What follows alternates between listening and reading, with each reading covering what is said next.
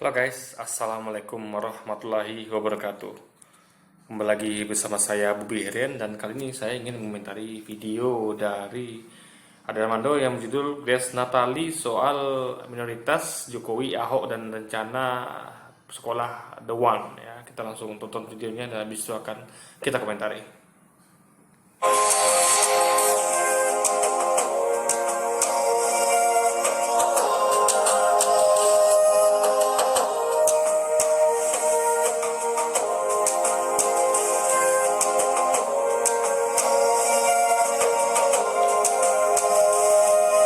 The One adalah program Joko TV yang khusus menampilkan sosok yang punya peran penting menjadikan Indonesia lebih baik di bidangnya masing-masing.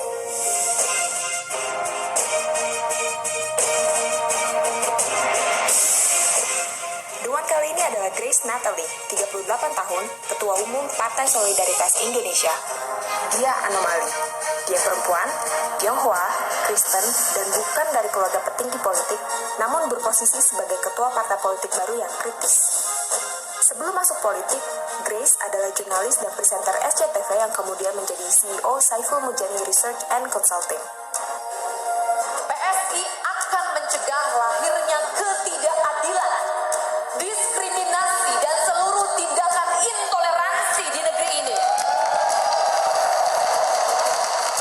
Grace dikenal lantang menyuarakan penolakan terhadap tindakan dan kebijakan diskriminatif, penolakan terhadap peraturan daerah berbasis syariah, poligami, dan juga soal kebungkaman parpol lama terhadap Kalau dikatakan penolakan terhadap syariah ya, terhadap poligami, ini namanya, ini yang dinamakan dengan intoleransi guys ya. Pada syariah ya, apalagi poligami itu kan syariat Islam, berarti itu aturan yang berlaku untuk umat Islam ya kan. Nah, kalau itu ditolak berarti Anda anti umat Islam, artinya Anda anti aturan untuk umat Islam gitu. Sama kayak misalnya ada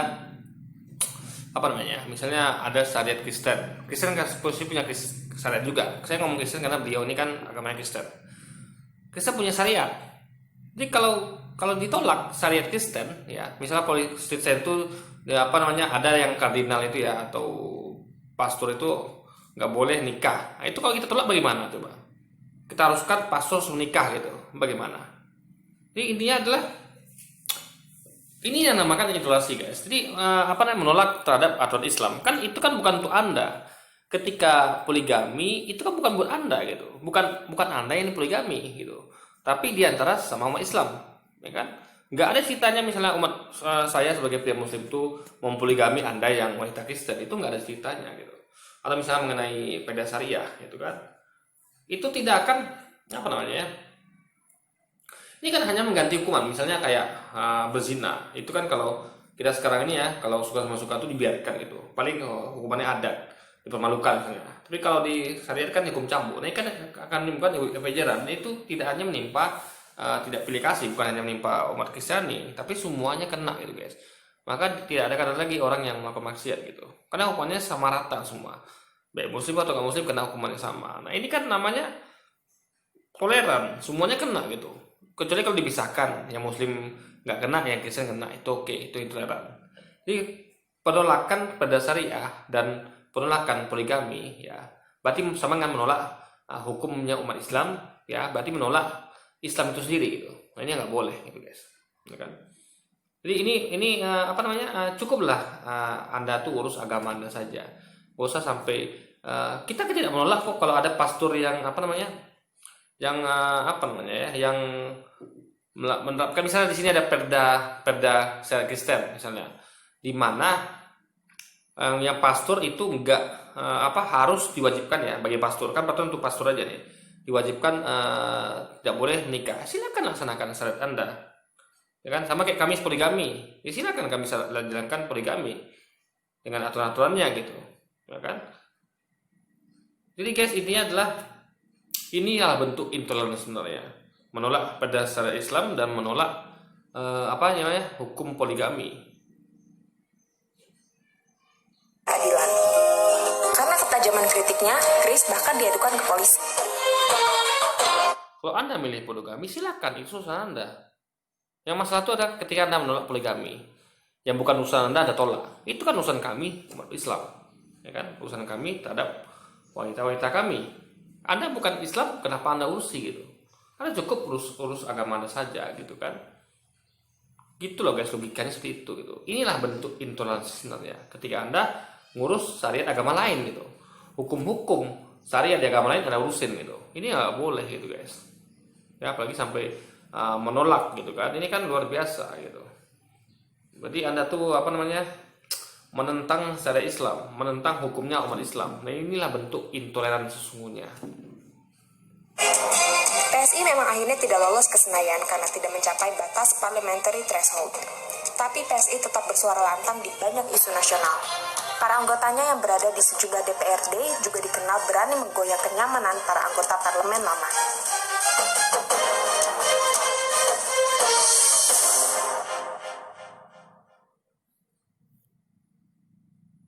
Halo Grace, Sis Grace, apa kabar? Hai Bang Ade. Makanya sedang kita lakukan sekarang. Suara lantang di banyak isu nasional. Para anggotanya yang berada di sejumlah DPRD juga dikenal berani menggoyang kenyamanan para anggota parlemen lama.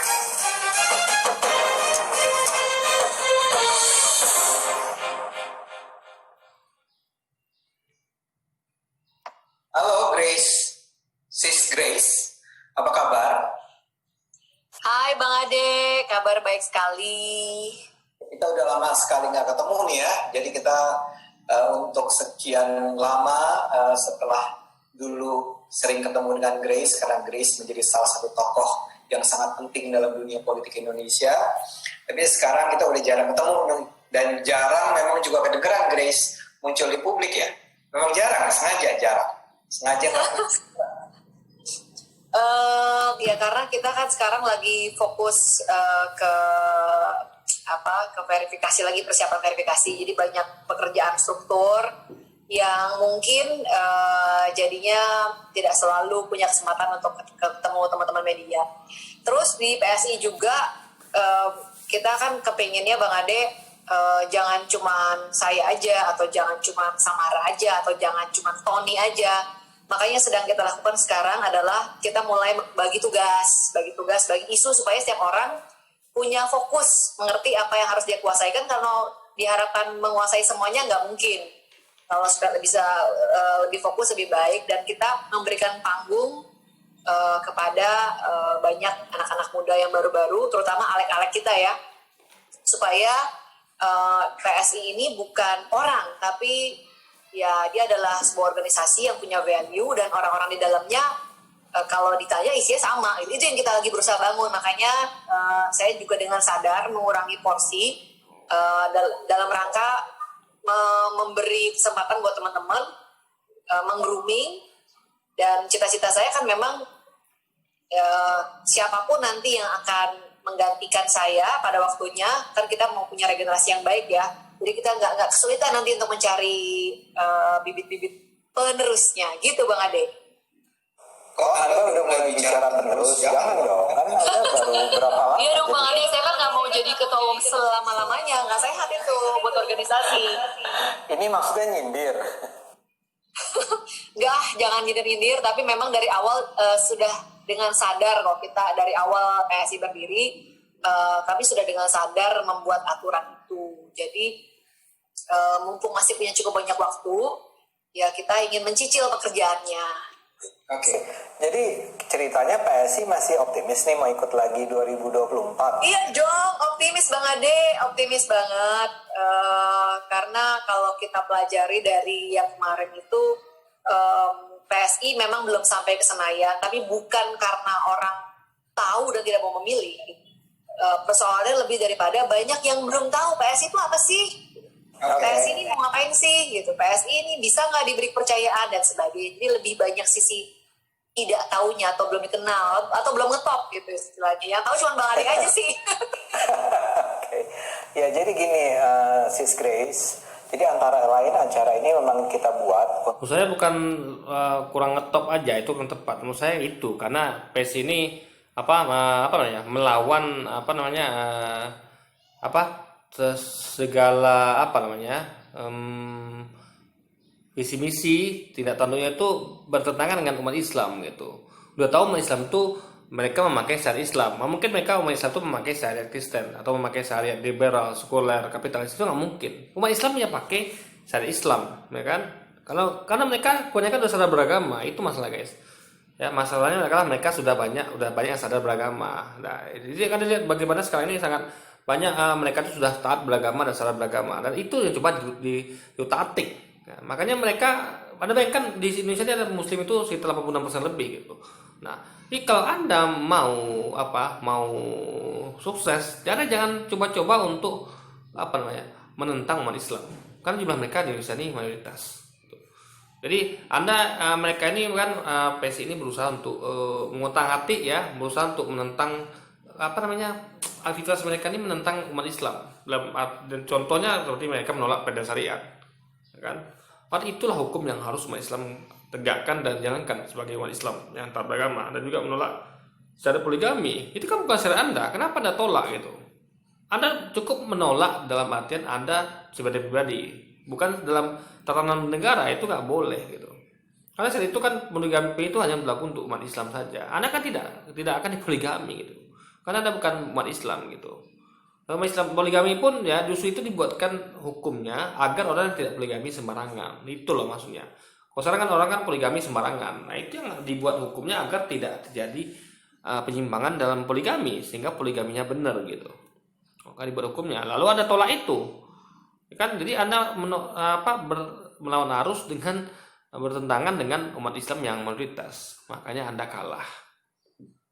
Untuk menghadirkan orang-orang yang kita anggap punya peran besar ya dalam membangun Indonesia menjadi lebih baik. Orang-orang yang mengambil pilihan-pilihan yang barangkali tidak populer gitu ya, barangkali di jalan yang sepi kita sebut ya, yang berisiko, tapi diambil oleh orang-orang ini. Dan Sis Grace terpilih sebagai orang pertama yang kita wawancara ya. Nah, dalam hal ini misalnya begini, salah satu hal yang buat kami itu sangat menarik dari kehadiran Sis Grace dalam perpolitikan Indonesia adalah salah satunya begini. Sis Grace Natali adalah seorang perempuan Tionghoa, Kristen, dan tidak punya terah politik apa-apa, bahkan tidak punya pengalaman partai politik apa-apa, dan Anda itu maju menjadi seorang ketua partai politik yang sama sekali baru. Nah, sebagian orang mengatakan bahwa itu jalan yang terlalu berisiko, dan kemudian orang mengatakan itulah yang menyebabkan sulit sekali buat PSI untuk menang, karena sosok ketuanya memang sebetulnya adalah triple minority. Nah, respons Anda terhadap cara pandang itu atau anggapan semacam itu apa, Grace? Ya mungkin bisa jadi Bang Ade, bisa jadi begitu, atau bisa juga malah sebaliknya, malah menjadi kekuatan. Bisa jadi. Belum ada jawaban yang definitif hingga saat ini, tetapi oleh karena itu balik lagi yang dari awal kami inginkan, PSI itu kami ingin PSI tidak hanya diidentikan kepada satu orang atau dua orang saja, seperti yang kita lihat terjadi di partai-partai lain. Saya pikir ya, saya pikir nggak sehat kalau. Bentar, saya potong dulu ya. Sebenarnya gini loh, kesempatan bagi Grace memang kecil, karena dia memang betul kata Adelman tadi, jadi tipe minoritas, sudah Tionghoa, Kristen lagi. Saya di sini nggak masalahkan itu guys, bukan masalahkan minoritas. Tapi secara logika memang itu menjadi hal yang patut diperhitungkan gitu, dinilai gitu kan. Cuma masalah gini, itu kan nggak bisa diubah. Dalam artian itu prinsip dari Grace. Tapi yang bisa diubah dia, gini, coba dia mencontoh, saya saran ya, coba dia mencontoh wali kota Muslim di London. Itu kan wali kota Muslim.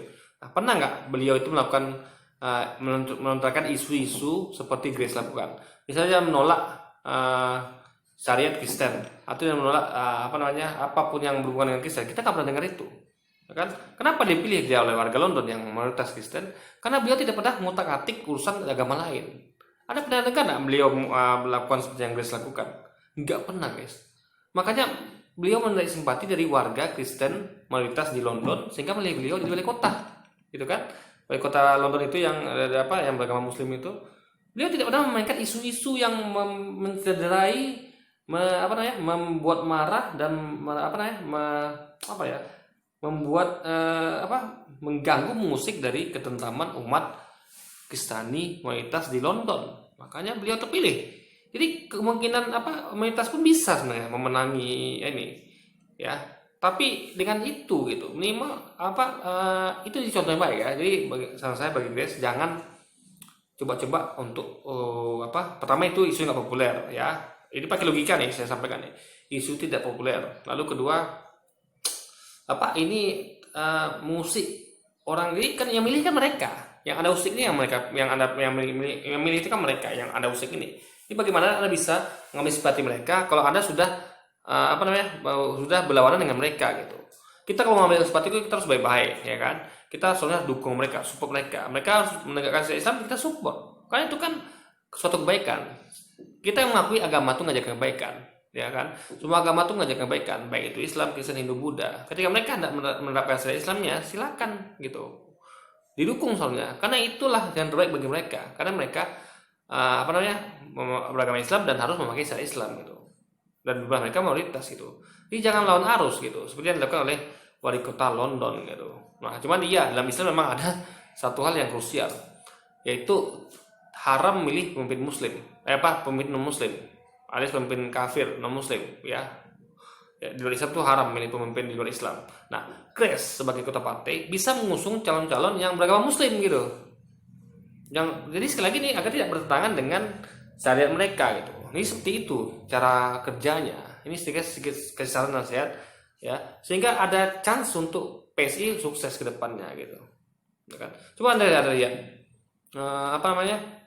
partai-partai yang mengusung non muslim seperti di daerah-daerah yang mayoritas muslim seperti Ahok kemarin ya kan kalah, Jarot juga kalah di Sumatera Utara. Jadi di daerah mayoritas muslim ya, di Jakarta, daerah muslim itu usunglah pemimpin yang beragama muslim agar sesuai dengan hukum yang berlaku di individu pemilih, yaitu mereka memakai syariat Islam, haram milih pemimpin kafir. Nah, untuk di daerah yang non muslim lebih mayoritas di sana, pilih nggak apa-apa pilih pemimpin selain muslim gitu. Jadi itulah solusinya gitu. Kalau PSI mau besar gitu kan. Jadi Grace nih ke depan dan bersama saya ngasih saran nih guys yang terbaik ya. Karena gimana pun juga meskipun saya punya kepentingan juga di sini dalam artian sebagai orang yang ingin berdakwah gitu, menyampaikan kebaikan. Makanya saya di sini apapun itu anggapan orang terhadap PSI, saya tetap berusaha menyampaikan nasihat. Ya, nasihat PSI, anggaplah nasihat saya ini adalah apa yang baiknya ambil, yang buruknya buang. Kalau saya Anda silakan Anda ambil. Tapi saya cuma kepentingan saya menyampaikan nasihat dan berdakwah gitu. Ini PSI lakukanlah seperti yang saya lakukan. Ya intinya janganlah bergesekan dengan umat Islam yang mayoritas gitu ya, janganlah bergesekan dengan mereka karena mereka di sini mayoritas gitu. Jadi jangan coba juga mengganggu mereka, itu aja sebenarnya kerjanya. Kalau bisa Anda harus ambil simpati mereka karena gimana pun suka nggak suka mereka mayoritas di sini. Seperti bagaimana wali kota London mengambil hati rakyat London, beliau tidak pernah menyinggung isu mengenai rasis, mengenai agama, beliau nggak pernah ngambil di situ gitu. Beliau tidak ngomong di situ mengenai mitos-mitos, tidak pernah gitu. Sehingga beliau dianggap toleran gitu. Tingkat toleransi beliau tinggi. Grace kan kita nilai dia menyebut orang intoleran, padahal sendiri dia intoleran. Dia intoleran kepada umat muslim dengan menolak perda syariatnya dan menolak hukum poligami gitu. Ini kan bentuk intoleransi. Menolak itu kan bentuk intoleransi gitu. Anda cukup menolak sepribadi Anda aja. Misalnya ini, saya menolak syariat Kristen. Ya saya nggak perlu terapkan dalam partai. Saya cukup menolak dalam hati. Itu karena itu berbeda dengan iman saya. Bukan saya memaksakan untuk di cancel gitu. Tidak. Karena itu kan berlaku untuk mereka gitu. Dan mereka memang mayoritas di Indonesia. Jadi hukum itu kan akan menimpa mereka nantinya. Karena mereka yang mayoritas gitu. Mereka lah menggunakan hukum itu. Mereka yang ibaratnya gini guys, ada satu kelas misalnya 10 ada 10 orang 100 orang murid, 86 orang itu muslim, mungkin sekitar 7 orang itu Kristen, yang sisanya Hindu, Buddha, atau non agama. Nah, kalau diterapkan hukum di kelas itu adalah hukum secara Islam kan tepat. Doanya pakai Bismillahirrahmanirrahim, doa. Lalu misalnya ada waktu sholat, dibiarkan sholat gitu. Misalnya ada ceramah agama Islam, kalau yang Kristen kan digabungkan tempat lain. Nggak mungkin di situ di apa namanya, misalnya murid Kristen 57, lalu diadakan guru Kristen di situ, sementara yang Muslim lain mendengarkan semuanya itu kan nggak mungkin. Makanya diambil apa namanya yang terbanyak gitu. Bukan berarti dilarang ya yang lain di situ diajarkan, tapi mereka beneficient kan mereka ditumpulkan tempat lain, sehingga Anda bayangkan satu guru ngajar 7 murid atau kurang dari itu kan nggak efisien. Maka mereka tuh dikumpulkan di berbagai kelas sehingga mereka di situ diajarkan agama, kan itu yang terbaik gitu. Nah, jadi intinya adalah bagaimana Anda menjaga toleransi sehingga Anda tidak akan terjadi gesekan dengan umat agama lain, apalagi umat Islam yang mayoritas. Partai itu hanya diidentikan kepada satu orang dan kemudian pasti akan punya problem. Lebih tidak sustainable karena orang itu kan punya keterbatasan, antara lain keterbatasan waktu juga, karena semuanya kita siapa sih yang bisa hidup selama-lamanya begitu kan. Nah, jangan-jangan apa yang selama ini kita kenal, partai yang dipimpin oleh seseorang dan diidentikan dengan hanya seseorang itu saja, itu justru sebenarnya bentuk yang sebenarnya tidak sustainable. Karena kan sejauh ini memang masih generasi pertama ya Bang Ade. Jadi dari awal saya dan teman-teman menyadari sekali apa yang menjadi dan tanda petik kekurangan saya. Tapi yang kami bangun di PSI, yang kita coba bangun adalah orang-orang yang disatukan karena punya nilai yang sama, karena punya concern yang sama, karena punya kecintaan yang sama. Jadi tidak lagi melekat pada apa yang ada pada dirinya. Apakah dia Jawa atau non-Jawa, apakah dia perempuan atau laki-laki, apakah dia dari agama yang mayoritas atau tidak. Memang butuh waktu untuk edukasi ke publik, itu kami akui sih Bang Ade. Tapi kalau ini berhasil, eksperimen ini berhasil, dalam pandangan kami, dalam jangka panjang, harusnya yang kita coba bangun ini lebih sustainable, lebih panjang umurnya dan lebih juga sehat buat demokrasi kita. Tapi memang ya butuh waktu ya untuk pendidikan itu. Saya nggak tahu butuh waktu berapa lama Bang Ade. Tapi kalau kita mengulangi lagi apa yang sudah dilakukan oleh pendahulu kita, yang ngapain juga dari awal kami ini terjun ke politik. Iya, dalam hal ini misalnya sebuah pertanyaan ya semacam hipotesis lah ya. Kalau Grace dan kawan-kawan bisa mengulang perjalanan Anda bersama, Anda tetap akan maju sebagai ketua nggak ya? Atau dari misalnya Anda bisa retrospeksi ya ke belakang, I wish apakah seharusnya waktu itu Grace tidak menjadi ketua? Waduh, ini pertanyaannya kayak kalau bisa diulang mau pacaran sama yang dulu apa enggak gitu ya. Kami belajar banyak sih Bang Ade, dan dari saya dan teman-teman tidak pernah ada yang menyesali mengapa kami mengambil jalan ini. Jadi ya mungkin kalau diambil jalan yang lain, saya juga nggak tahu sih seperti apa hasilnya Bang Ade, apakah akan lebih baik atau malah lebih buruk. Yang Gini guys, itulah perlunya introspeksi diri ya. Kalau Anda tahu ada salah ya, banyak orang nggak pilih Anda karena memang Anda menciptakan gesekan kan di Indonesia. Anda menentang mayoritas yang kaum Muslim, Anda menentang syariat mereka, Anda menentang hukum-hukum mereka. Karena mereka semua Muslim, gimana pun mereka memakai syariat Islam gitu. Nah, itu yang Anda tentang. Soalnya itu menjadi bahan introspeksi bagi Anda dan Anda sebenarnya tahu itu. Anda sudah berubah gitu. Jangan lagi mainkan isu-isu itu gitu. Jadi kalau Anda nggak tahu gini jawabannya kan berarti kan Anda gambling gitu. Menurut saya gini, kalau saya bangun partai, saya akan kita bagi partai punya prinsip. Kayak saya, kalau misalnya saya bangun partai, saya akan memakai ideologi saya itu Islam gitu. Itu jelas ya. Politik saya akan berhaluan Islam. Saya tidak akan berhaluan sekuler, liberal, karena saya punya prinsip. Saya patuh pada Tuhan saya. Saya adalah orang yang taat beragama, maka saya harus terapkan itu dalam berpolitik. Karena agama tentu menyebarkan kebaikan. Jadi kalau Anda nggak setuju, ya kan, berarti Anda ini aneh gitu. Karena Anda tahu, soalnya agama itu semua agama apapun itu menyebarkan kebaikan. Makanya ketika ada partai Kristen, partai Hindu, partai Buddha, partai Islam itu bagus menurut saya. Karena mereka akan mengajarkan nilai-nilai mereka, akan mereka bawa ke politik. Mereka akan merepresentasikan ajaran mereka di agama mereka gitu. Nah, itu namanya prinsip gitu. Bukan malah menentang hukum-hukum syariat yang ada di rakyat mayoritas. Itu namanya nyari penyakit menurut saya, guys. Ya, carilah prinsip. Pilihlah partai yang berprinsip.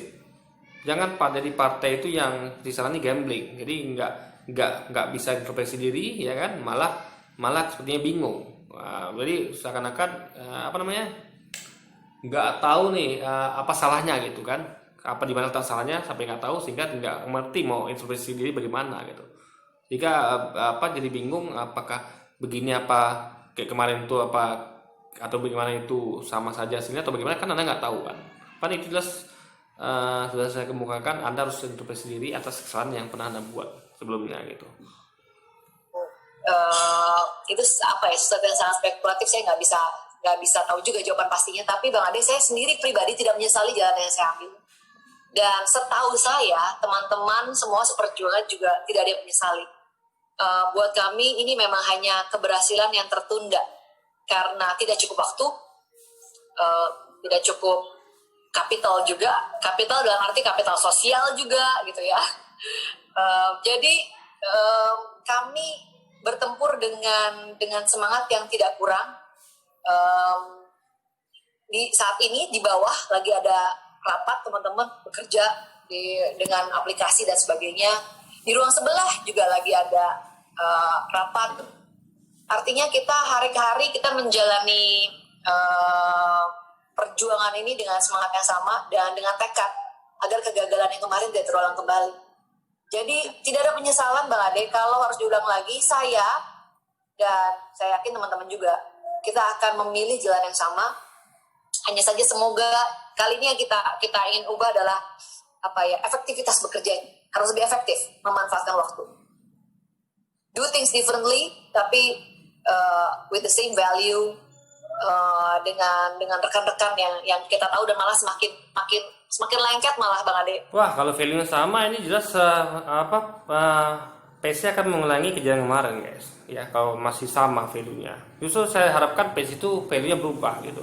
Karena itulah yang membuat mereka tuh, Anda bayangkan mereka bergesekan dengan agama Islam. Coba bagaimana bisa mereka menang kalau mereka bergesekan dengan agama Islam? Sedangkan itulah nanti yang akan menjadi pemilih gitu.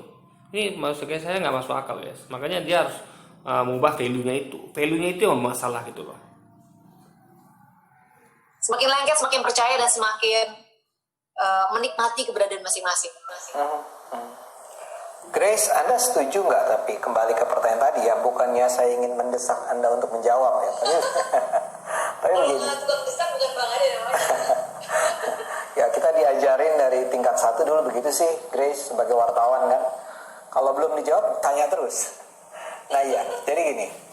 Kalau menurut Grace, apakah yang terjadi saat ini itu menunjukkan bahwa memang kaum minority belum saatnya untuk memimpin? It takes time kan, tadi Grace bilang ya. Butuh waktu kali ya. What do you think? Jadi apa Bang Ade? Untuk memimpin, untuk menjadi tadi ketua sebuah partai yang bertarung melawan partai-partai yang besar ya. Ini udah partai kecil ya, ketuanya triple minority. Nah itu sebetulnya sudah saatnya nggak sih ada seorang minority untuk berada pada posisi strategis Anda? Kemudian misalnya orang akan membandingkan, lihat juga dengan Ahok gitu ya, juga gagal. Sekarang Grace mengulang dan kembali, tadi bagus kalimatnya, bukan gagal ya, tapi keberhasilan yang tertunda ya.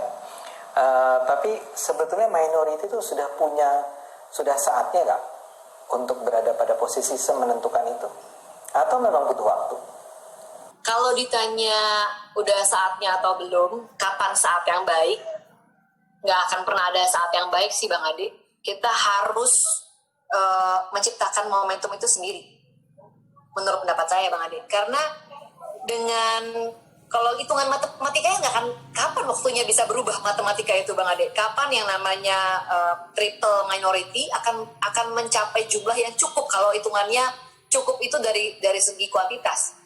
ya jangan-jangan sampai 100 tahun lagi juga belum terjadi. Dan kalau kita mau menunggu itu sampai waktu itu terjadi, ya susah gitu kan. Tapi yang harus di edukasi, dibiasakan oleh publik kita adalah ada yang salah dengan politik kita. Bahwa hari ini orang-orang yang menempati jabatan publik adalah orang-orang bukan orang yang terbaik di bangsa ini. Bukan lulusan-lulusan terbaik dari kampus-kampus misalnya. Atau bukan orang yang punya rekam jejak yang baik, terbukti dalam berbagai pilkada ada aja orang yang sudah pernah dipidana masih maju lagi, dan orang tidak keberatan sepertinya gitu kan. Atau kalau apalagi di saat COVID seperti ini, ada daerah yang cukup baik penanganannya, ada juga yang buruk sekali gitu kan. Jadi kita memang punya problem, orang-orang yang duduk di jabatan publik adalah orang-orang not the best of the people in this country gitu kan. Nah, yang kami ingin ubah adalah itu, bahwa yang saya menjadi nahkoda dari PSI adalah bukan sayanya yang punya ambisi mau ini dan itu, Bang Ade, to be honest. Tapi kami teman-teman di PSI semua, kami ingin melihat ada perubahan di politik, bahwa politik itu jangan lagi sekedar melihat bungkus luarnya, tapi betul-betul melihat kepada substansi orangnya. Dan mungkin in a way dengan saya menjadi ketua umum PSI adalah pernyataan yang paling mendasar dan keras dari PSI, bahwa siapapun selama dia bisa mengerjakan pekerjaan yang baik, punya kinerja yang baik, meskipun dia adalah seorang perempuan dari suku yang kecil jumlahnya, bukan dari agama mayoritas, tapi punya kemampuan, dipercaya untuk mengemban satu jabatan, dievaluasi hasilnya baik, ya akan diberi kepercayaan. Itu sebenarnya pesan yang ingin kami tampilkan. Kalau kami lagi-lagi mengikuti cara kerja partai-partai lain, ya kita nggak akan kemana-mana. Jadi jawaban dari pertanyaan Bang Ade, kapan waktu yang tepat? Kalau menunggu waktu yang tepat, apalagi nunggu dari segi jumlah, tunggu banyak begitu baru kemudian sebagai waktu yang tepat, ini nggak akan pernah terjadi sih Bang Ade. Buat kami justru masyarakat itu harus diedukasi, karena sekarang ini ya kita sudah terbiasa melihat bahwa kalau mau jadi politisi ya kamu harus punya uang, kamu harus dari keluarga berdarah biru politik, jadi itu menjadi semacam kebenaran umum yang diterima oleh banyak orang. Makanya ketika muncul seseorang seperti saya dianggap sebagai sebuah kesalahan gitu kan. Nah itu yang mau kita ubah sih. Kalau tidak pernah ada contohnya, contoh hidupnya Menurut saya itu bukan kesalahan ya Grace. Jadi siapapun berhak untuk maju politik, nggak peduli itu uang yang nggak ada ya, nggak peduli itu bukan dari ras manapun gitu kan. Jadi asalnya Anda baik dan Anda memang gunakan politik sebagai alat untuk menciptakan kesejahteraan dan kemakmuran, keadilan bagi rakyat Indonesia seluruhnya, silakan. Itu malah bagus. Jadi kalau saya pribadi, saya berpolitik itu menilai dari niatnya. Ya, nggak perlu ada dari agama mana, suku apa, ya kan, asal Anda memperjuangkan nilai kebaikan, ya kan, dan tidak pernah dan harus jaga toleransi. Jangan Anda bersikap intoleran dengan menolak apapun yang bukan menjadi wilayah Anda. Misalnya menolak Islam, poligami, itu kan bukan wilayah Anda. Nggak ada urusan Anda untuk menolaknya gitu. Anda tetap harus memperjuangkan nilai kebaikan Anda tanpa menggesek atau tanpa mencampur, tanpa menentang atau rese rusuh terhadap syariat agama lain gitu. Kan Anda punya syariat agama, itu yang Anda usung seharusnya. Apa syariat agama Kristen misalnya, itu yang Anda usung. Oh, Kristen itu kalau bagi laki-laki yang kardinal ya atau pastor tuh nggak boleh menikah. Anda terapkan aturan itu. Anda buat aturan itu. Perda Indonesia daerah Jakarta, pastor tidak boleh menikah. Itu udah terapkan gitu. Apalagi yang Kristen itu yang yang hukum lainnya misalnya. Nah, itu Anda terapkan gitu. Tapi jangan menolak atau mengganggu hukum syariat agama lain gitu. Itu namanya toleran. Tapi sekarang kan Anda melakukan tindakan intoleran. Anda mengusik syariat agama lain gitu. Nilai salah terus. Jadi saya contoh hidupnya Bang Ade. Semoga kemudian saya pun lahir dari contoh hidup yang lain sebenarnya sih. Jadi saya membuktikan bahwa saya sama sekali nggak tertarik dengan politik pada umumnya karena ada yang duluan memulai, jadi saya tertarik. Dan saya berharap setelah saya juga memulai, akan ada lagi orang-orang lain yang mungkin by nature tidak lahir dalam keluarga politik, tapi punya keinginan untuk berbuat sesuatu buat bangsa ini, meskipun terlihat seperti anomali, dia juga mau terjun ke sektor publik, karena ya isinya orang-orang yang sekarang menjabat sektor publik adalah hari ini sangat disayangkan memang bukan orang-orang terbaik yang kita miliki. Grace, keluarga masih dukung nggak sih? Masih kok Bang Ade, nggak ada yang berubah di keluarga. Keluarga inti ya, kalau keluarga besar saya nggak tahu karena terlalu besar, dan yang buat saya yang paling penting keluarga inti. Oke. Nah, kalau keluarga inti sih barangkali suami terutama support semua. Jadi suami nggak sekarang bilang gue bilang juga apa gitu, enggak ya? Untungnya nggak pernah keluar itu dari mulutnya Bang Ade, tatapan mata pun nggak keluar ya kayak gitu. Okay. Jadi oke Bang Ade, saya merasa sangat beruntung banget, keluarga saya dari awal support, dan nggak pernah sekalipun nggak pernah mengeluarkan kata-kata yang menjatuhkan semangat saya, menjatuhkan mental saya, nggak pernah mereka. Kalau Anda tadi menyebut tentang Anda di Wahid Hashim, Wahid Hashim ya, itu masih kompak. Tapi pertanyaan saya, kalau di kalangan akar rumput, ini anak-anak di lapangan nih ya, itu masih seoptimistis itu nggak? Yang kami identifikasi, kita berhasil kita serap, nggak ada masalah Bang Ade. Oke. Iya. Masih bersemangat lah ya. Masih semangat. Bayangin Bang Ade, COVID ini orang tuh pada takut buat turun. Tapi anak-anak kami berorganisasi PSI semangat banget untuk terus jalan dan membantu masyarakat yang terdampak. Mungkin karena faktor usia juga ya, jadi ya lebih berani gitu ya. Tapi kelihatan kan kalau mereka sudah patah arang, ngapain juga punya alasan kok, lagi COVID, di mana-mana orang takut ketularan virus, ngapain jalan gitu. Tapi justru di masa-masa COVID ini saya melihat teman-teman tetap semangat, tetap jalan, bagi APD, dan karena kami jalan, akhirnya ada aja orang yang nitip bantuan tiap hari untuk kita salurkan, karena banyak yayasan yang ternyata punya uang, punya barang, tapi nggak berani turun, nggak ada tenaganya gitu. Jadi bahkan di saat-saat yang sulit ini, dan jadi alasan yang baik sebenarnya kalau mau dipakai sebagai alasan untuk nggak mau bergerak, tapi saya lihat teman-teman tetap turun dan berjalan, tetap kelihatan pergerakannya. Itu saya anggap itu sebagai tanda-tanda baik Bang Ade. Iya, itu yang juga saya tangkap ya dari, saya heran ya kenapa yang muncul selalu PSI begini, PSI begitu, PSI turun bantu korban COVID dan seterusnya, yang entah barangkali karena media kurang memberitakan atau enggak, tapi partai-partai lain yang, dan Grace jangan bilang partai lain nggak punya anak muda. Ini memang ini aneh lah media ya. Saya juga heran. Kalau ini saya juga nggak tahu di PSI memang melakukannya apa tidak. Seperti PKS guys, itu PKS tuh yang paling gencar itu sekarang menurut polling malah PKS ya, yang turun bantu bencana, bukannya COVID, tapi juga kayak bencana kemarin di Palu, apalagi tsunami Aceh dan bencana lain, gempa di Banten, Yogyakarta, itu PKS turun tangan gitu. Jadi PKS itulah partai yang turun ya, bukan hanya ketika pemilu, mereka terus bekerja untuk rakyat gitu.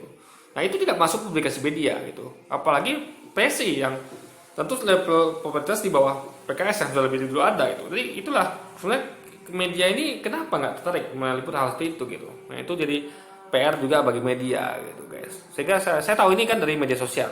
Saya melihat postingan dari PKS itu media sosial, bagaimana aksi-aksi mereka gitu kan, yang sangat luar biasa tentunya gitu guys. Udah dong, bukan soal usia kan. Kalangan partai lain juga punya kader-kader mudanya kan. Mestinya kan itu dilakukan oleh mereka.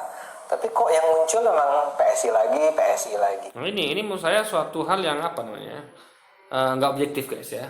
PKS nggak disebut itu, kan? Padahal saya nggak pernah malah mendengar PKS itu. Berarti tapi dari sini saya mendengar. Mungkin ada ya.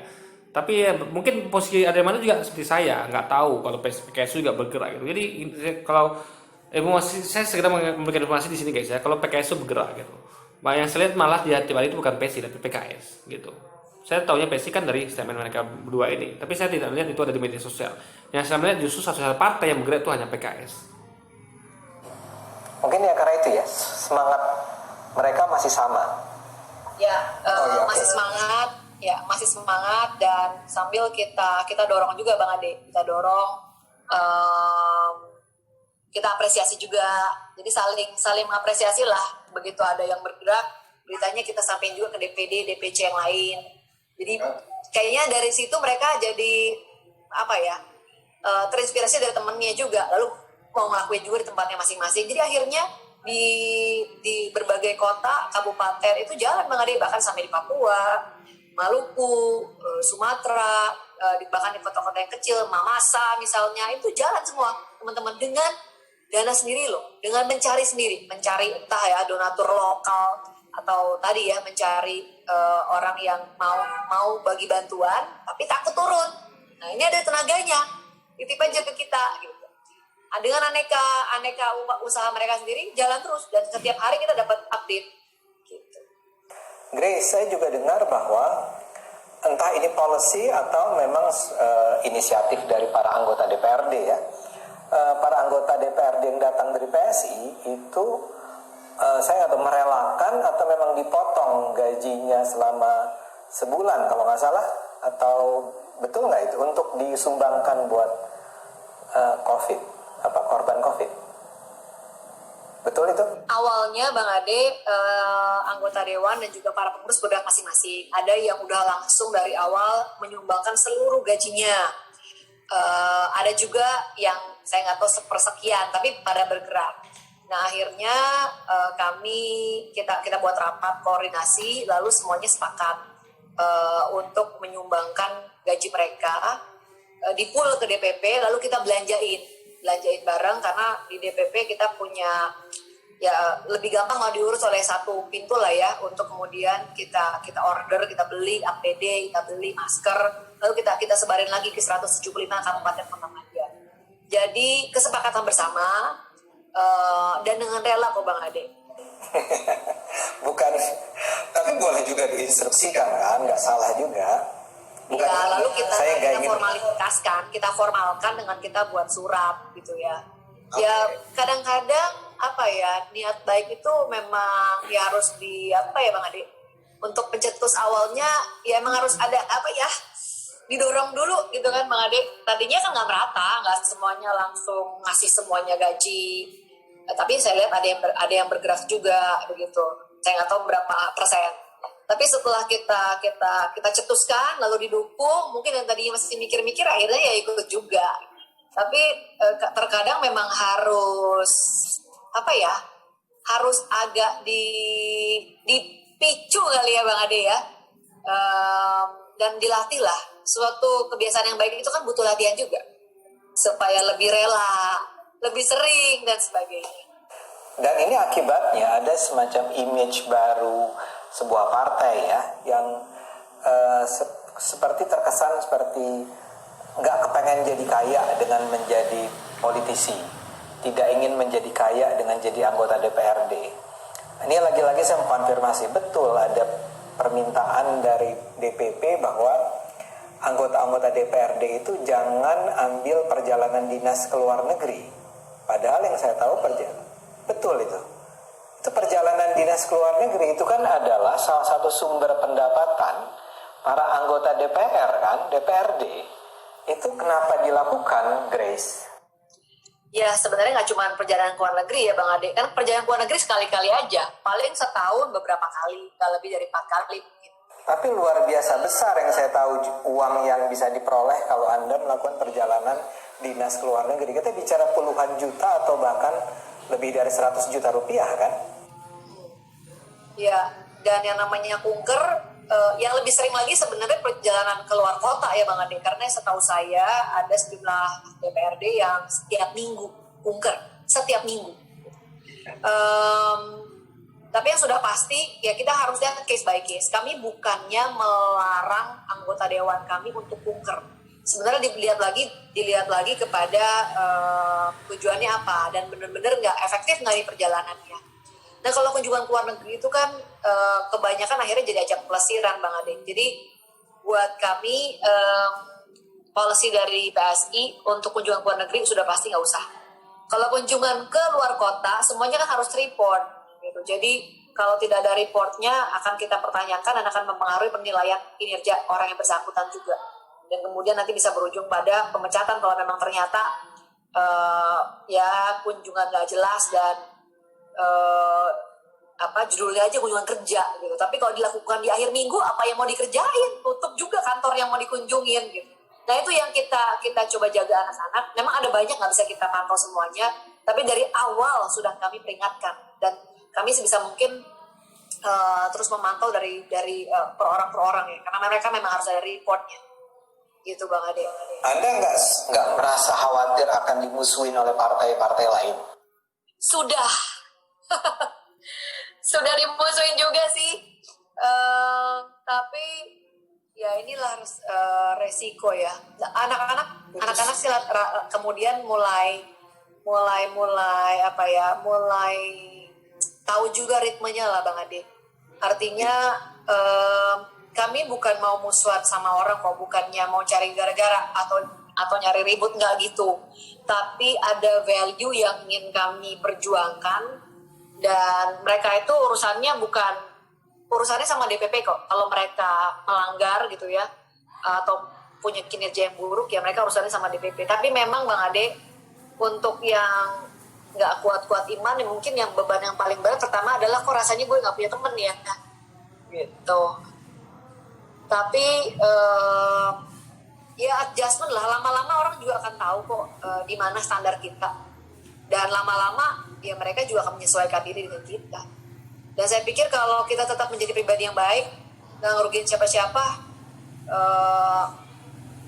ya harusnya Ya, dengan mengganggu syariat Islam itu merugikan umat Islam yang mereka seharusnya memakai syariat Islam. Mereka seharusnya ada hukum poligami. Poligami itu kan diatur itu. Jadi Anda tolak itu, bagaimana bisa? Itu kan berarti Anda itu mengganggu umat Islam itu. Itu yang harus Anda ubah, Saudara Grace. Saudari Grace. Harusnya not that bad lah.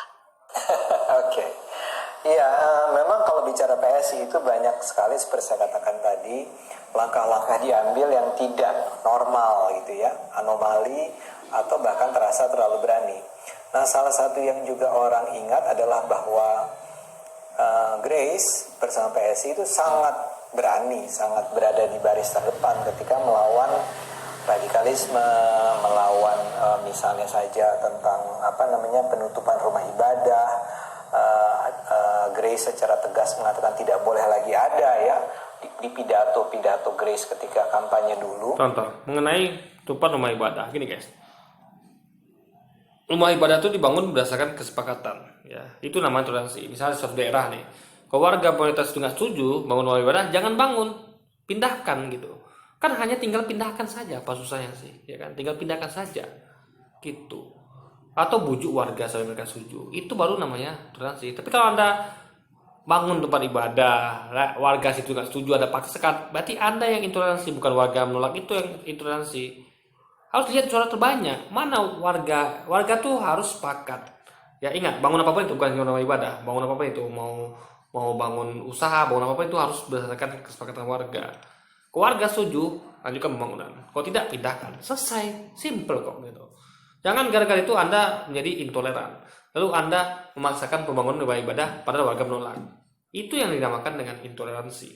Nah, itu yang seharusnya Anda tinggalkan mulai detik ini. Anda harus berubah. Jangan lagi melakukan aksi-aksi intoleransi. Jadi Anda tuh seakan-akan menuduh orang tuh intoleran, padahal Anda ya sendiri yang sering nggak sadar, sadar melakukan aksi intoleransi itu sendiri, guys.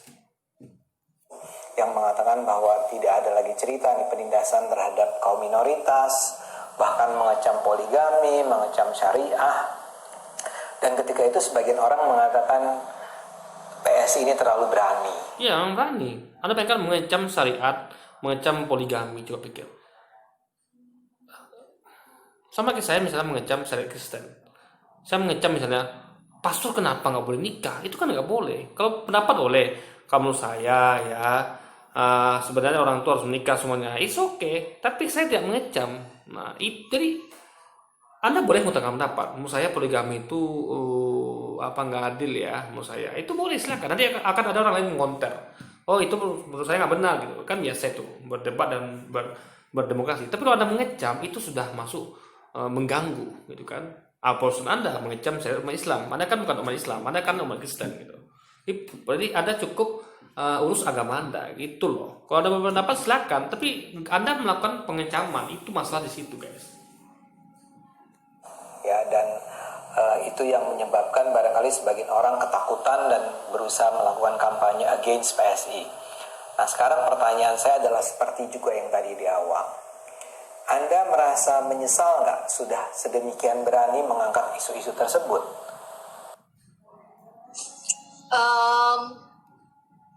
Menyesal tidak sih Bang Ade, tapi mungkin kalau waktu bisa diputar kembali, mungkin kita harus lebih taktis lagi dalam menjelaskan ke publik. Saya pikir itu sih. Bayangkan dia tidak menyesal guys. Nauzubillah min dzalik, summa nauzubillah min dzalik. Bahkan dia berencana akan seharusnya dia melakukan itu lebih taktis lagi. Ini kan luar biasa. Maka bagi Anda ya, kalau begini caranya maaf ya, saya harus katakan, saya akan mengimbau saudara-saudara saya Muslim di seluruh Indonesia jangan pilih PSI. Karena PSI itu menolak, mengecam syariat Islam. Bahkan dengan cara yang lebih taktis lagi gitu. Jadi beliau ini bukannya tobat, bukannya sadar introspeksi kalau perbuatannya itu telah merupakan aksi intoleran pada umat Islam, kepada syariat Islam, malah dia mengatakan dia tidak menyesal. Nauzubillah min dzalik, summa nauzubillah min dzalik. Jadi malah melakukan, kalau saya kembali dia akan melakukan yang lebih taktis lagi guys. Berarti dia akan melakukan yang lebih baik lagi gitu. Nauzubillah. Ini kalau gini, ini saya himbau ya pada saudara-saudara saya umat muslimin seluruh Indonesia, jangan pernah pilih PSI. Karena beliau ini nggak berniat untuk tobat dan tidak menyesal perbuatannya, dan bahkan akan berusaha lebih baik lagi dan akan melakukan langkah-langkah lebih taktis lagi guys. Ini berbahaya. Ini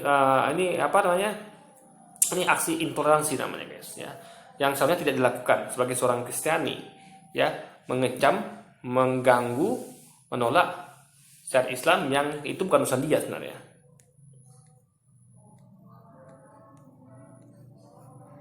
Karena isu ini ada dan itu menjadi concern buat banyak orang. Tapi memang karena sensitif banget, akhirnya kebanyakan orang memilih untuk nggak mau menyentuh atau kelihatan menyuarakan isu ini. Kan itu kan problemnya. Ini problem sensitif yang kalau kita otak-atik bisa diartikan salah oleh kebanyakan orang. Jadi problemnya ada di situ. Memang salah ya, memang salah ini. Bukan bagi orang yang paham ini pasti salah. Hanya orang-orang nggak paham yang menganggap ini benar ya. Bang Ade, baik saya utak-atik atau enggak, memang sudah ada di situ. Nah, oleh karena itu kalau waktu bisa diputar kembali, ini akan terus menjadi isu yang PSI concern dan akan terus kita perjuangkan sampai sekarang pun begitu. Tetapi mungkin kita harus lebih taktis lagi dalam menjelaskan ke publik, karena isu ini sangat sensitif dan begitu mudah untuk dipelintir dan disalahartikan. Bukan dipelintir, salah-artikan itu. Emang itu nyatanya Islam itu ya, itu Islam itu seperti itu. Itu datangnya bukan dari manusia, datang dari Tuhan. Itu disampaikan oleh Nabi, ada di Quran dan hadis itu kan, melalui Nabi sampaikan maupun lisannya maupun dari tindakannya. Nah itu sudah bagian dari umat Islam. Lalu Anda ganggu gitu. Anda bukannya menyesal introspeksi, malah berusaha dengan cara lebih taktis lagi. Ini namanya, ini bikin Anda tuh nggak pernah sukses gitu. Kan? Coba Anda angkat isu lain, banyak isu lain tuh. Contoh misalnya yang nggak dengan agama Islam ya. Contoh misalnya isu kerusakan lingkungan, isu apa lagi? Isu narkoba, isu minuman keras, ya kan, minuman mabuk, isu sekarang anak-anak ini banyak yang pacaran tuh, yang sampai hamil 2 nikah. Isu apa lagi? Isu bocil-bocil yang cabai-cabean itu, geng motor tawuran gitu kan. Aktivitas muda, bagaimana mereka maju ke depannya, itu kan sebenarnya Anda angkat gitu. Bukan bermain di isu-isu yang bertentangan dengan umat Islam gitu. Itu loh seharusnya yang Anda mainkan gitu. Itu kalau gini cara Anda tidak akan pernah maju. Tapi misalnya apa yang bisa dilakukan? Kita bicara contoh lah ya. Misalnya kasus Meliana ya, Bu Meliana itu. Meliana kalau nggak salah namanya ya. itu bagaimana PSI bisa mengambil strategi lain kecuali memang seperti yang ketika itu dilakukan, atau misalnya kecaman terhadap penerapan syariah di berbagai daerah.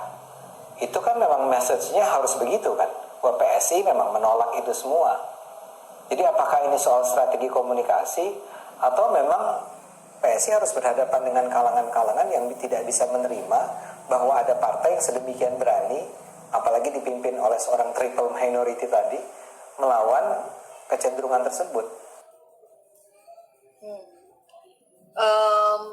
Ya, pesannya akan tetap sama Bang Ade, bahwa PSI kami memperjuangkan keragaman, bahwa tidak ada satu orang pun yang Justru karena keragaman itu Anda menghormati yang Muslim dengan syariatnya, ada hormati yang Kristen dengan syariatnya, Anda hormati Hindu dengan syariatnya gitu. Contoh di Bali itu kan syariat Hindu, ya itu Anda hormati. Begitu juga Anda hormati syariat mayoritas negeri atau Islam. Kuncinya adalah hormati Hindu di Bali, hormati Islam, hormati Buddha, kan gitu logikanya. Hormati dan hargai, itu artinya Anda menghargai keberagaman. Kalau Anda usik, Anda ganggu, berarti Anda tidak menghormati, menghargai keberagaman. Anda malah mengusik mereka, bertindak intoleransi terhadap mereka. Yang bisa diperlakukan berbeda, apalagi untuk sesuatu yang tidak bisa diubah dari dirinya. Dan satu-satunya cara kita bisa hidup dengan baik bersama-sama ya menerima perbedaan itu. Tapi mungkin Bentar. cara yang bisa Menerima perbedaan itu, tapi Anda tidak menerima perbedaan itu. Saya Islam Anda kecam gitu kan. Beda syariat Anda kecam.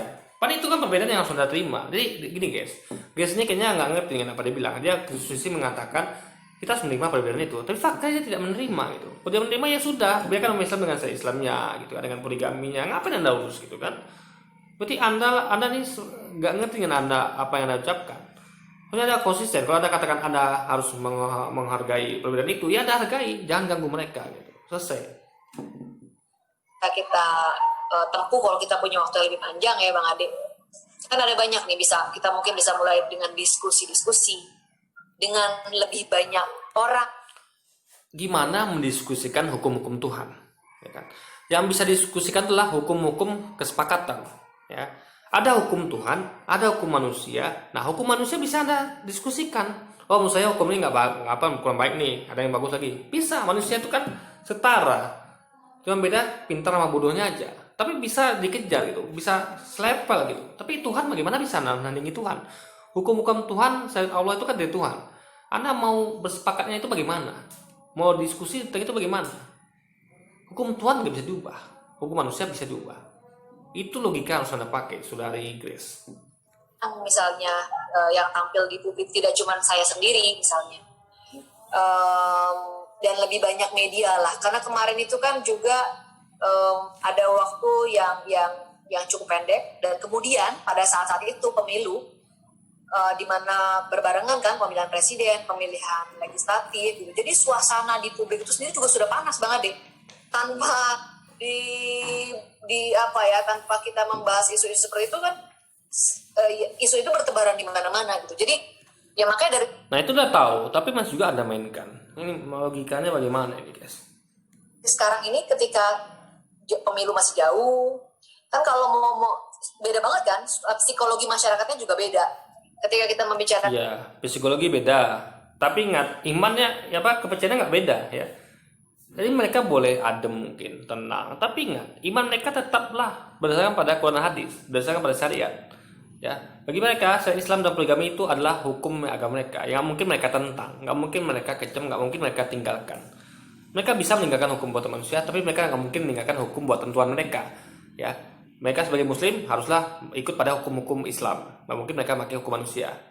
Nah, itu yang mereka perjuangkan, nah itu yang harus Anda hargai. Kalau Anda mau memperjuangkan hukum agama Anda, silakan gitu kan. Nah, jadi intinya adalah jangan hargailah perbedaan itu, ya. Jangan pernah ganggu orang yang berbeda dengan Anda dengan mengecam mereka atau mengganggu, merusuhi dari ideologi mereka gitu. Apalagi ini agama, ideologi kecuali komunis ya, silakan. Ini ideologi agama, itu nggak boleh diganggu, guys. masalah yang sensitif mungkin tidak lebih gampang tersulut. Kemarin kan begitu membahas aja langsung ada misalnya yang ikut memancing nih air keruh gitu. Padahal yang baru kita mulai adalah misalnya pembahasan.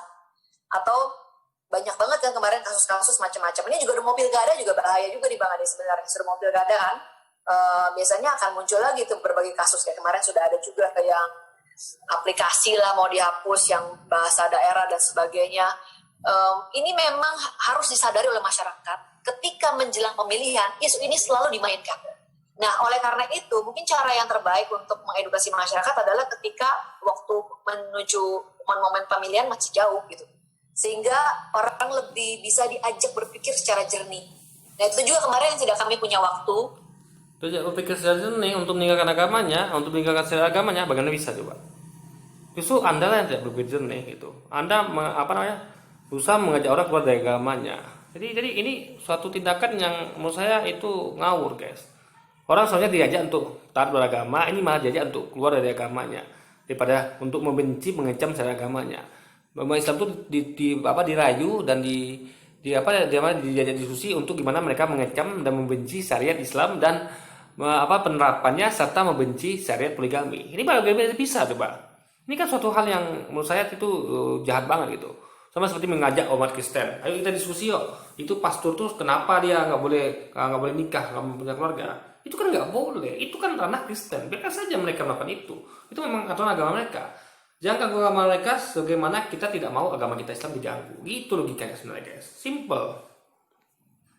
Sehingga kondisi masyarakatnya juga sudah banyak digoreng dengan isu macam-macam, disentil dikit aja sudah jadi, terus kemudian ada isu-isu kasus miliaran dan sebagainya, di mana memang menuntut kita untuk bersikap. Jadi campuran dari berbagai variabel itu, Bang Ade. Jadi sekarang ini akan dilanjutkan ya kampanye keberagaman, advokasi terhadap korban-korban barangkali di masa yang sebelum menjelang kampanye. Iya, dan itu yang terus kita lakukan. Hingga saat ini setiap ada kasus-kasus intoleransi, PSI selalu membuat pernyataan ya, dan dari macam-macam. Dan sekarang kita juga lagi banyak bekerja bareng dengan berbagai. Saya ngomong mengenai kasus kemarin. Itu saya lupa ya, ini kasus yang mana ya. Tapi saya ingat ada yang mana PSI ribut mengenai kasus ada rumah makan itu di razia, gitu kan. Jadi waktu itu di media kan. Jadi dikatakan orang yang razia ini intoleran. Padahal logikanya guys, yang intoleran adalah orang yang buka rumah makan itu. Anda bayangkan dia buka rumah makan tapi terbuka. Jadi Anda bayangkan ya Pak, kita kan seharusnya menghargai orang beribadah, bukan orang yang beribadah menghargai orang yang sedang ibadah. Orang yang buka warung itu kan tidak sedang beribadah, dia nggak perlu dihargai. Yang dihargai itulah orang yang lagi berpuasa, gitu kan. Kayak lagi sholat pun gitu, ada sholat atau ada orang kebaktian di gereja, itu nggak boleh kita ganggu, kita dahulukan mereka gitu. Nah sama kayak tadi, orang puasa itu didahulukan, jangan ganggu mereka, jangan pancing mereka, ya. Anda harus gini lah, saya aja ada bayangkan ya Pak ya, kayak sama kayak orang kelaparan gitu. Orang puasa itu kan lapar haus, sama kayak orang kelaparan. Anda bayangkan Anda bisa makan di depan orang lagi lapar, Anda makan di depan dia, atau Anda buka warung, tadi di depan Anda ada orang kelaparan. Bagaimana bisa melakukan itu? Orang kelaparan pun bisa dikasih makan. Orang puasa pun bisa dikasih makan, ya kan? Mereka akan tolak karena mereka lagi berpuasa. Itu loh logikanya. Hargai orang yang kelaparan dan kehausan lagi puasa maupun memang kelaparan karena memang nggak ada makanan. Hargai mereka. Jangan Anda malah buka rumah makan di situ terang-terangan gitu. Anda boleh buka rumah makan tapi antar daring gitu kayak atau ditutup kayak, ya kan? Sehingga orang tidak melihat display makanan Anda kayak. Karena dalam rangka ini menghormati orang yang sedang berpuasa. Tuh. Ini caranya kebalik-balik guys. Orang puasa disuruh menghormati orang nggak puasa. Ini terbalik. Soalnya orang nggak puasa lah yang menghormati orang puasa. Gitu. Lalu asalnya nanti cari makan bagaimana? Loh, emangnya nggak ada berbuka umat muslimin? Muslimin berbuka jam 6 sore lewat sampai ada sahur sampai jam 5. Saat itu buka warung Anda gitu. Umat muslim pasti akan belanja. Karena mereka waktu buka dan sahur itu pasti makan gitu. Ada 200 juta lebih umat muslim yang makan ketika buka dan mau sahur. Itu Anda di situ Anda buka warung, itu kan ramai sekali karena orang butuh makanan di saat itu. Ini hanya mengalihkan waktu gitu, bukan menutup usaha sama sekali. Anda tinggal mengalah pada orang-orang yang sedang berpuasa karena mereka harus didahulukan, karena mereka punya kepentingan. Anda kan tidak punya kepentingan nih. ya kan? Kepentingan Anda hanya jualan dan itu bisa dilakukan tiap hari. Mereka kan berpuasa hanya ketika bulan Ramadan. Dan puasa mereka tuh lebih tinggi nilainya karena mereka beribadah ya daripada usaha Anda gitu. Kan Anda hargai mereka, selesai habis perkara. Itu Anda makan toleran, bukan dengan memaksakan membuka warung saat orang lagi berpuasa gitu kan. Intinya adalah jangan terbalik guys. Jadi Anda harus bisa bedakan mana yang toleran, yang mana yang intoleran sebenarnya. Jangan terbalik-balik sekali lagi.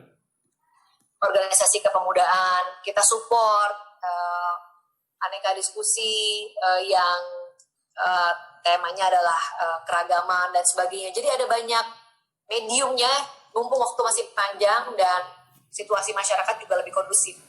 Oke. Ini pindah topik sebentar ya. Rada sensitif sih. Hati-hati nih Grace. Soal hubungan PSI dengan Pak Jokowi. Ya. PSI kecewa nggak sih bahwa ternyata Pak Jokowi tidak banyak merekrut? Ya, kan ada banyak orang bagus nih di PSI, tapi nggak ditempatkan pada posisi-posisi yang strategis di lingkungan istana. Padahal PSI kurang apa waktu itu ya ngebelain Pak Jokowinya, dan PSI kurang apa tokoh-tokoh yang potensialnya. Di staf sus milenial aja nggak ada misalnya kan. Pendapat Grace apa? Enggak juga lah Bang Ade, salah satu wakil menteri ATR yang mengasih terkait dengan pertahanan itu kan dari PSI, Bro Surya Chandra, di mana dia memang S3-nya juga di Leiden, dia juga aktivis, dosen, kredensialnya sangat baik.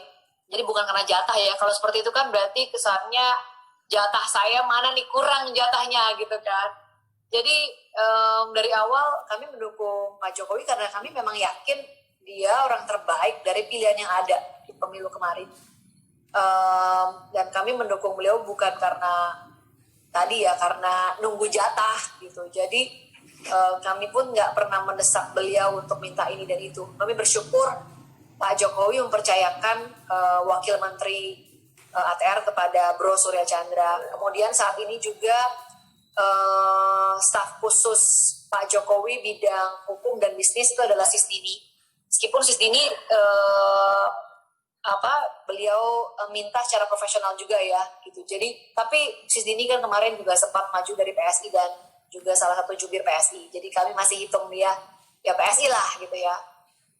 Artinya Pak Jokowi mengakomodir ketika dia melihat memang orang ini tepat kok gitu.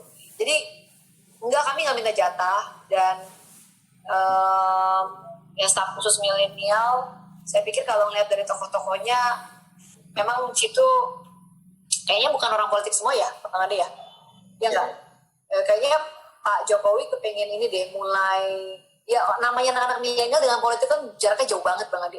Mungkin dengan sengaja juga beliau memilih orang-orang yang non-politik, yang memang jadi panutan anak muda supaya menjadi bridging kali dari jurang yang sangat luas itu antara politik dengan sektor publik dengan anak-anak muda zaman sekarang, supaya mereka ngelihat juga nih teman-temannya ngapain, bantu-bantu presiden gitu. Jadi purpose-nya mungkin beda, tapi lagi-lagi sekali lagi kita nggak minta-minta jatah. Kalau memang Pak Jokowi merasa ada calon atau ada kader dari PSI yang baik dan beliau percayakan, ya kami bersyukur gitu Bang Ade. Jadi nggak ada masalah lah ya? Yes, nggak kejebak sama pertanyaannya Bang Ade. Sebentar, saya potong lagi ya. Ini informasi aja. Ini staf khusus milenial ini banyak bermasalah ya. Ada bisa kulik beritanya, update beritanya, banyak bermasalah ya. Individunya gitu kan, staf khusus milenial ini, dan mereka sampai sekarang saya nggak lihat apa kinerjanya gitu. Apa yang mereka hasilkan dan mereka kerjakan sampai sekarang saya tidak melihat itu guys. Saya rasa juga publik juga belum lihat itu gitu kan. Kita masih nunggu apa gebrakan mereka dan bagaimana kinerja mereka ke depannya. Yang ini lebih menjebak yang kedua, yang berikutnya. Dengan Ahok gimana? Apa? Ya kan Ahok dulu PSI mati-matian mendukung Ahok, terus di saat-saat terakhir menjelang pemilihan justru Ahok mengkritik PSI. Nah, walaupun itu sudah setahun yang lalu ya, tapi hubungan dengan beliau bagaimana PSI ini? Hubungannya Hmm, hubungannya ya seperti apa ya, tetap sebagai kami melihat beliau sebagai seseorang yang kita kita kita patut contoh nilai-nilainya, cara kerjanya ketika dia menjadi pejabat publik, profesionalismenya. Saya rasa ya seperti itu hubungannya, Bang Ade. Ya, Tapi bahwa PSI tidak sakit hati ya dengan apa yang disampaikan oleh Pak Ahok ketika itu. Enggak lah Bang Ade. Kalau shock pertama iya, kaget. Terus habis kaget agak sedih sebentar. Kok gitu sih? Gitu. Terus ya, tapi setelah itu ya udahlah, kita mencoba memahami pas. Nah, sebenarnya PSI harus sadar. Awal memang gitu. Memang mulutnya pedes gitu guys. Anda lihat bagaimana dia ngomongnya kasar gitu kan waktu jadi gubernur DKI. Jadi seharusnya PSI nggak perlu shock lagi. Kita ketika Ahok melakukan itu pada PSI kita nggak shock, kita biasa karena kita tahu karakter beliau begitu gitu kan. Itulah kelemahan beliau. Beliau tuh nggak pandai menata kata. Beliau itu apa ya, nggak bisa menjaga perasaan orang gitu. Dan itu menimpa PSI. Jadi apa yang Anda ingat ibu-ibu yang dikatakan maling itu kan kasar guys. Jadi apa gimana pun salah ibu itu nggak boleh. Seorang muda seperti Ahok mengatakan hal itu kepada orang lebih tua, ibu-ibu lagi kan, itu nggak sopan guys. Dan juga yang lain-lainnya itu, bahkan dia mengatakan pernah itu ya guys, ini menurut saya ini parah banget itu.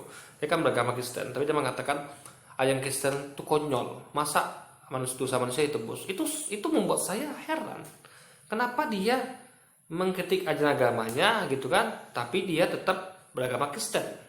Itu menurut saya yang aneh itu. Nah, itu baru saya shock. Tapi karena memang waktu saya belum tahu siapa dia. Tapi kan PSI sudah tahu itu seharusnya. Rekam jejak itu PSI tahu. Makanya PSI kok bisa shock. Di sini membuat saya suatu keheranan guys. Sih dia punya alasan, dan ya beliau kan bagaimanapun juga politisi ya, politisi dari partai yang lain gitu. Jadi mungkin ada alasan-alasan yang membuat beliau membuat pernyataan-pernyataan seperti itu. Ya udah, kita lihatnya dari kacamata itu aja dan kita move on. ya. Setelah itu kita move on. Anak muda move on ya. Iyalah, jangan baper. Oke. Grace, ini ke depan gimana Grace rencana? PSI atau pribadi? PSI pribadi. PSI sekarang sudah mulai siap-siap nih Bang Ade. Kita sedang merapikan lagi struktur karena 2 tahun lagi kan mau di verifikasi lagi. Jadi dan kita lagi juga merapikan Alek-Alek, karena Alek itu anggota legislatif ya. Alek kami kan banyak juga anak-anak muda yang tadinya kerjanya jadi dosen, ada yang jadi pengacara, dan ini pengalaman pertama mereka menjadi anggota legislatif. Nah, ini kan perlu dipantau terus-menerus. Kita juga nyiapin sistem untuk bisa memantau secara online pekerjaan anggota dewan, seperti yang kami janjikan waktu masa kampanye. Akan ada aplikasi yang bisa memantau kerja anggota dewan. Semua konstituen bisa memantau dan bisa memberi nilai, seperti kita menilai ojek online. Nah, ini sedang kita kerjakan karena pembuatan aplikasi itu ternyata tidak mudah. Sekarang masih trial dan error terus supaya sistemnya bisa bekerja dengan baik ketika kita lempar ke publik. Nah, kemudian kalau saya pribadi sendiri lagi mau sekolah nih Bang Ade, jadi kita mumpung masih ada waktu menjelang pemilu, saya, Samara, ada Dara juga, kita lagi back to school, lagi sekolah. Kita dari tahun lalu sudah mulai hunting sekolah-sekolah dan sudah pada diterima nih. Jadi kita mau jadi anak kuliahan lagi Bang Ade. Tahun ini udah mau mulai, saya udah mulai kelas persiapan, kayak Samara bentar lagi udah juga mau mulai, Dara juga. Kalau sekjen nggak boleh sekolah karena ntar siapa yang ngurusin partai. Sorry, sekjen ini bukannya udah Grace. Kenapa? Sekjen bukannya udah dokter. Siapa? Sekjen. Tony ya? Iya. Oh Ya, iya. jadi nggak usah, dia nggak usah sekolah Tahu lagi dia dong. mau ngapain gitu di sekolah, apa ngambil jurusan yang berbeda. Tapi jadi kita sekarang lagi meningkatkan kapasitas diri sih. Siap-siap untuk pertempuran selanjutnya yang nggak kerasa akan segera dilangsungkan Waktu nggak berjalan cepat banget loh Bang Ade, udah lewat 1 tahun. Ya. 1 tahun ya dari pemilu kemarin. Jadi bisa nih ceritanya, kuliah tapi juga ngurus partai. Ya harus bisa. Nanti kan kita kan makanya di sini kan kerja kolektif, Bang Ade. Seperti yang tadi saya bilang di PSI itu kita yang kita mau coba bangun adalah PSI itu mungkin kalau buat lembaga yang lain perbandingannya kayak KPK. Ketuanya boleh ganti, tapi institusinya ya harus dengan nilai itu, dengan kinerja yang baik gitu kan. Kan coba KPK dari Pak Taufikur Rahman Ruki ganti lagi udah berapa banyak ketuanya, tapi kita tahu KPK dengan kinerjanya yang baik, terlepas dari segala dinamikanya ya Bang Ade. Nah kami ingin bangun PSI juga seperti itu. Nanti ketuanya bisa berganti, sekjennya bisa berganti, ketua DPP lainnya bisa berganti, tapi orang-orangnya harus nilai-nilainya yang dijalankan orang-orangnya harus tetap sama. Nah itu sekarang sedang kita lakukan,